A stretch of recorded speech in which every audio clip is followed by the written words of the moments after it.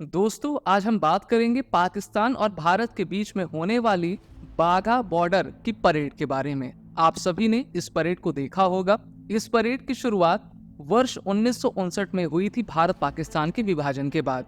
विभाजन का दर्द हम सभी ने काफी अच्छे से झेला हुआ है, जिसमें लाखों लाख भारतीयों की जान गई थी।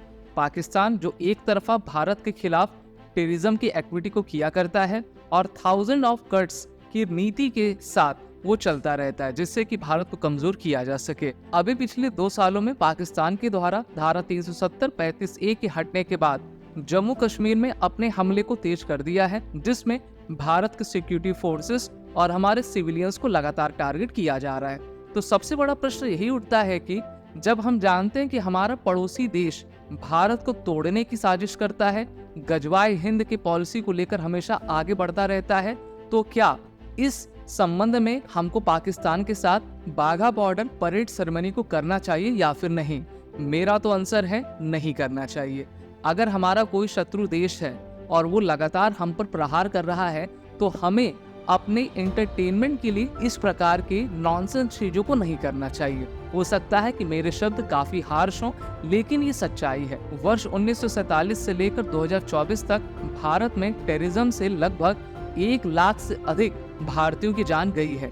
आप वो दौर याद करिए जब 2014 के पहले तक भारत का एक भी ऐसा शहर नहीं होता था जहां पर बम विस्फोट नहीं होता था और सभी के तार पाकिस्तान से जुड़े रहते थे।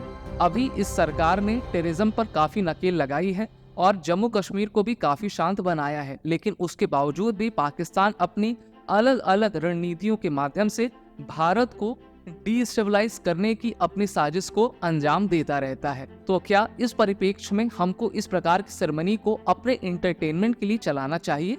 बिल्कुल नहीं चलाना चाहिए। दोस्तों, हमारे सैनिक अपने प्राणों की आहुति देकर, अपने परिवार से दूर रहकर माँ भारती की सेवा में हमेशा तत्पर रहते हैं और वो बिल्कुल नहीं चाहेंगे कि इस प्रकार की सेरेमनी आपकी हो। अगर ये सेरेमनी हम अपने किसी फ्रेंडली नेशन जैसे कि नेपाल, म्यांमार या फिर किसी अन्य देशों के साथ करें, तो वहां पर ये जरूरी है और इसको कंटिन्यू भी किया जाना चाहिए। लेकिन ऐसा दुश्मन देश जो कि हमेशा हमारे बारे में बुरा सोचता है, उनकी आर्मी और आईएसआई हमारे लिए हमेशा बुरा करती है, तो क्या हमें इनके साथ इस प्रकार की सेरेमनी करनी चाहिए? आप अपने आंसर को कमेंट बॉक्स में जरूर बताइए। आप ये भी विचार करिए कि अगर आप अपने घर से बाहर निकले हुए हो और किसी बम विस्फोट में आपकी या फिर आपके परिवार के किसी व्यक्ति की मृत्यु हो जाती है, और अगर यही क्वेश्चन पूछा जाए कि आप चाहते हो कि हम पाकिस्तान के साथ अपने रिलेशन बेहतर करें, तो मेरे ख्याल से आपका आंसर होगा बिल्कुल भी नहीं, क्योंकि हमें हमेशा स्वयंबोध और शत्रुबोध होना चाहिए। शत्रु से किसी भी प्रकार की मित्रता या फिर मित्रतापूर्ण व्यवहार हमें नहीं करना चाहिए। पाकिस्तान वो है जिसने 1980 और 1990 के दशक में कश्मीर में कट्टरवाद फैलाया और उसके कारण 5 लाख से अधिक कश्मीरी पंडितों को पलायन करना पड़ा।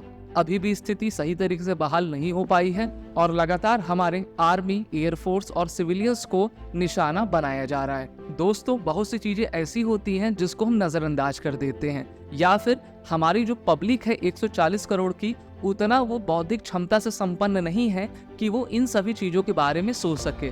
बहुत सारे सेलिब्रिटीज बाघा बॉर्डर जाते हैं, अपनी फोटो खिंचवाते हैं और मुस्कुराकर अपनी बत्तीसी दिखाकर वो वापस आ जाते हैं, लेकिन वो ये नहीं समझते कि भारत को स्वतंत्र कराने में और भारत में पीस सिक्योरिटी को स्टैब्लिश करने में हमारे सैनिकों का सबसे बड़ा त्याग रहता है।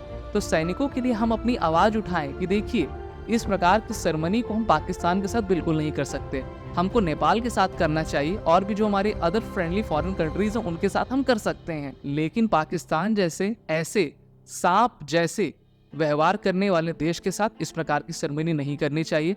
अगर आप सभी मेरे मत से सहमत हैं तो आप कमेंट बॉक्स में अपने कमेंट को जरूर करें और इस बात को भारत सरकार तक पहुंचाएं और इसको जन जन की आवाज बनाएं कि हमें पाकिस्तान से किसी भी प्रकार के एंटरटेनमेंट की आवश्यकता नहीं है।